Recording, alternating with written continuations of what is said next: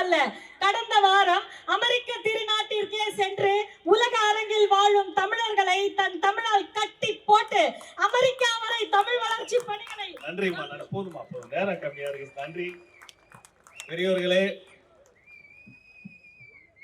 பெரியோர்களே, தாய்மார்களே, பெரியோர்களே, தாய்மார்களே, நல்லவர்களே, வல்லவர்களே, அண்ணன்களே, தம்பிகளே, அக்காகளே, தங்கைகளே, தளபதி நெஞ்சில் குடியிருக்கும் விருகையின் வேங்கைகளே, அடேங்க அப்பா, மாநாடு மாதிரி ஒரு கூட்டம்.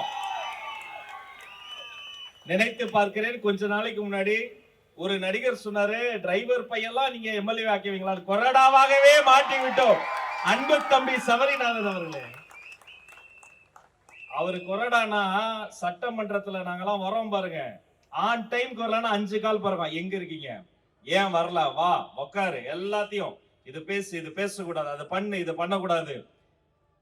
அர்ஜுனனுக்கு கிருஷ்ண பரமாத்மா சாரதியாக கிடைத்ததை போல ஒரு பாக்கியம் கிடைக்குமா? ஒரு பகவான் இல்லையா? அதை போல எங்கள் சட்டமன்றத்திற்கே ஒரு சாரதியாக தம்பி சபரி இருக்காப்புல.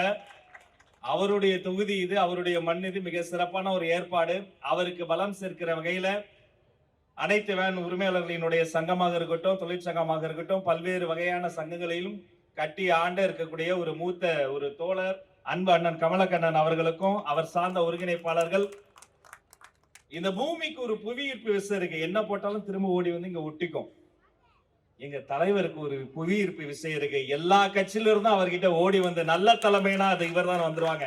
அப்படி சகல கட்சியிலிருந்து வந்த அத்தனை சகோதர சகோதரிகள் நேரத்தின் அருமை கருதி தனித்தனியா பேர் சொல்ல நினைச்சுக்கொண்டவங்க அத்தனை பேரையும் உங்கள் பாதம் பணிந்து வருக வருகன்னு வரவேற்று, ஏற்கனவே அம்மா சொன்னதை போல இன்று தன்னுடைய வாழ்க்கையில எல்லா பதவியும் தூக்கி போட்டு விட்டு +2 படிக்கும் போது மாநில அளவுல முதல் மதிப்பெண்கள்ல வர்றதே கஷ்டம். அப்படி வந்து டாக்டர் படிச்சு, டாக்டர் படிக்கிறது அதை விட கஷ்டம். அந்த எக்ஸாமையும் கிளியர் பண்ணி, யூபிஎஸ்சி எக்ஸாம் IAS IPS அதை விட கஷ்டம், அதையும் கிளியர் பண்ணி IRS ஆகி, சரி அதோட விட்டு வரணும், அதையெல்லாம் தூக்கி போட்டு இல்ல நான் சமூக சேவை செய்யணும்னு தமிழக வெற்றி கழகத்தில் தளபதி பின்னால் வந்த மதிப்பிற்குரிய சுகாதாரத்துறை அமைச்சர் அன்பு சகோதரர் அவர்களுக்கு வணக்கத்தை சொல்லி,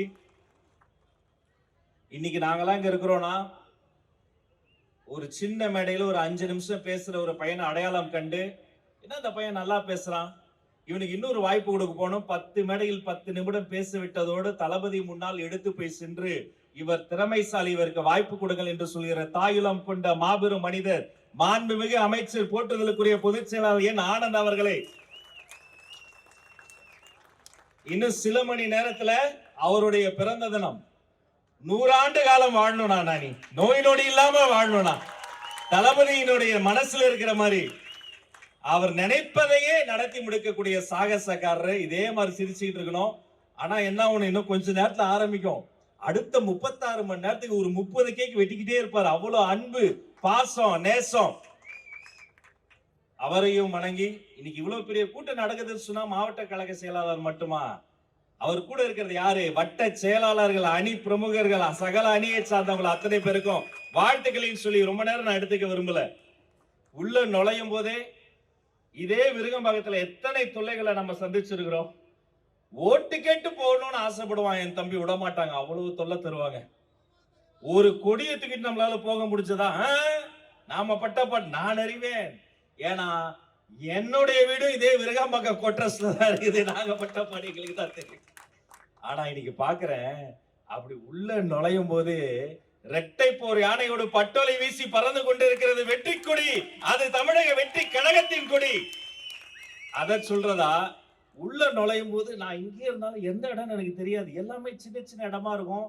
எங்க அவங்க இடம் பிடிச்சிருக்கேன், உள்ள நுழைஞ்ச உடனே அப்படி அந்த முதல் படத்தில் இருந்து 1992 இருந்து அப்படியே அலங்கார வளைவு முழுக்க உழைப்பு உழைப்பு உழைப்பு, ஒவ்வொரு படத்திலும் உழைத்து முன்னேறிய ஒரு மாமனிதனுக்கு வைத்திருக்கிற இந்த அலங்கார வளைவை சொல்வதா?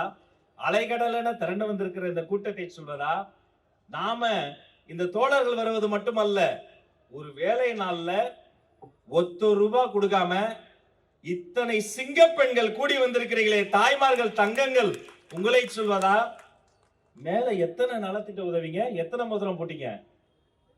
பிறந்த குழந்தைக்கு தங்க மோதிரம், படிக்கும் குழந்தைக்கு விஜய் படிப்பகம், படிப்பில் ஜெயித்தால் தளபதி கல்வி விருதுகள், வாழ்வில் ஜெயிக்க விஜய் குருதியகம், வயிற்றை நிறைக்க விஜய் விலையில்லா விருந்தகம், குடிப்பகம் நடத்துற கட்சி கிடையாதுங்க. தளபதி பேர்ல படிப்பகம் நடத்தக்கூடிய கட்சியாக தமிழக வெற்றி கழகம் இருக்கிறது.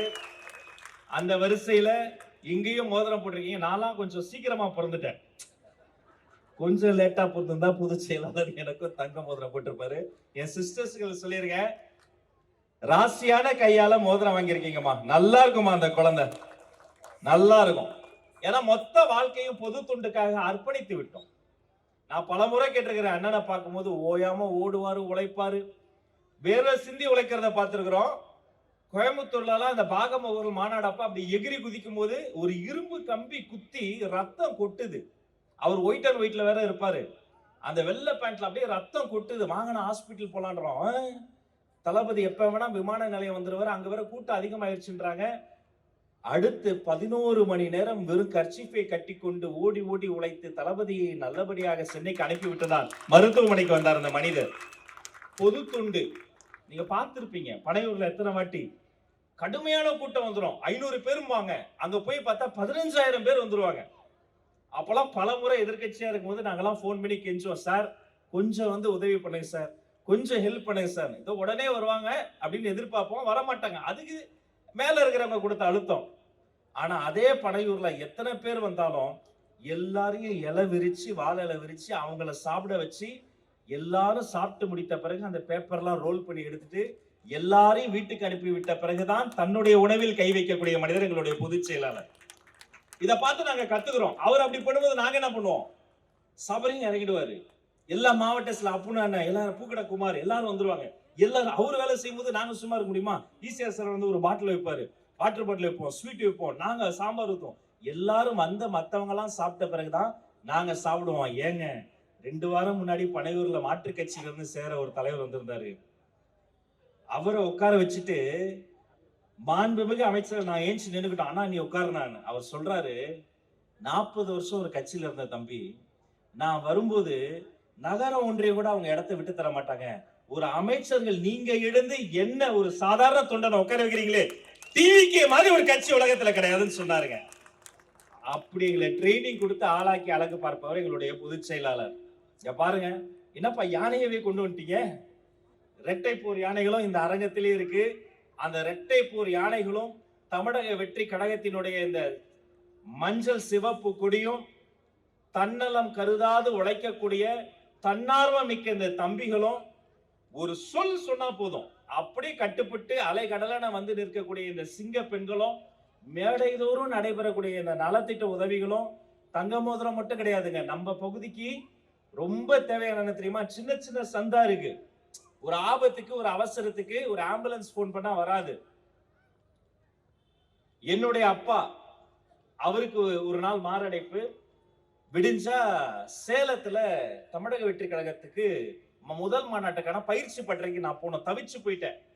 உடனே நம்ம சூர்யா ஹாஸ்பிட்டலுக்கு நாங்க கூட்டு போறோம், அட்மிட் பண்றோம். லேசான மாரடைப்பு தாண்டா, நீ கிளம்புன்றாரு. எனக்கு மனசு ஒரே 2 மனசு. பொதுச் செயலாளர்கிட்ட வரேன்ட்டேன், போறதா நான் டிவில பாத்துட்டு இருப்பேன்டா, இது நல்ல வாய்ப்பு, போய் பேசு, கொடுத்த வாக்க காப்பாத்துனாரு. நான் போனேன், விடிய விடிய போனேன், மாநாடுல ஏறினேன், பயிற்சி பட்டறையில ஏறினேன், பேசினேன், திரும்ப வீட்டுக்கு வந்துட்டேன். அடுத்த நாள் நல்லா தான் இருந்தாலும் மறுநாள் காலையில மறுபடியும் எழுந்து ஒரு மாதிரி இருக்குன்னாரு. அப்படியே சேர்ல உட்காந்துட்டாரு.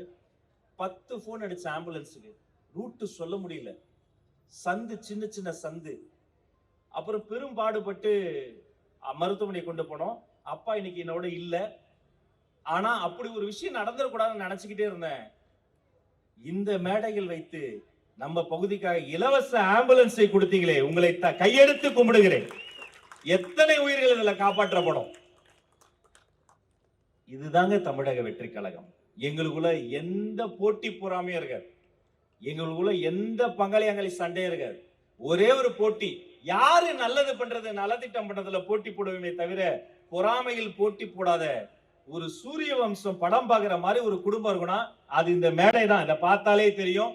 இப்படிப்பட்ட தமிழக வெற்றி கழகத்தின் சார்பில் நிறைய நலத்திட்டங்களை நாங்க வந்து எதிர்கட்சியா இருந்த போது செய்தோம். இப்ப ஆளுங்கட்சி ஆயிட்ட பிறகும் அதை செய்யறோம். அதற்கு ஒரே காரணம், சாதாரண எளிய வீட்டு பிள்ளைய கூட கையை பிடிச்சு தூக்கி விடக்கூடிய ஒரு மனிதர் தான் காரணம். நானும் ஊழல் செய்ய மாட்டேன், ஊழல் செய்ய மத்தவங்களையும் விட மாட்டேன்னு சொல்ற ஒரே மனிதர் தான் காரணம். மாண்புமிகு முதலமைச்சர் ஸ்ரீ ஜோசப் விஜய் அவர்கள் மட்டும்தான் காரணம். அவர் உத்தரவிட்டார். பள்ளிக்கூட வரவழியில் இருந்த 717 டாஸ்மாக் கடைகள் மூடப்பட்டன. அவர் கட்டளையிட்டார். கல்வி சான்றிதழ்களுக்காக காசு வாங்கின அந்த கல்ச்சர் அதோடு அடியோடு நிறுத்தப்பட்டன. அவர் கட்டளையிட்டால் காவல்துறையிலேயே சிங்க பெண்கள் சிறப்பு காவல் படை என்று சிறகடித்து பறக்கக்கூடிய புதிய படைப்பிரிவே தமிழக காவல்துறையில் உருவாக்கப்பட்டது. அவர் ஆணையிட்டார். அது நடந்து கொண்டிருக்கிறது. இனி இது ஏழைகள் வேதனை படமாட்டார்கள் என்று சொல்லி உங்கள் அத்தனை பேருக்கும் நல்லதே நடக்கட்டும் என பாராட்டி விடைபெறுகிறேன். நன்றி, வணக்கம்.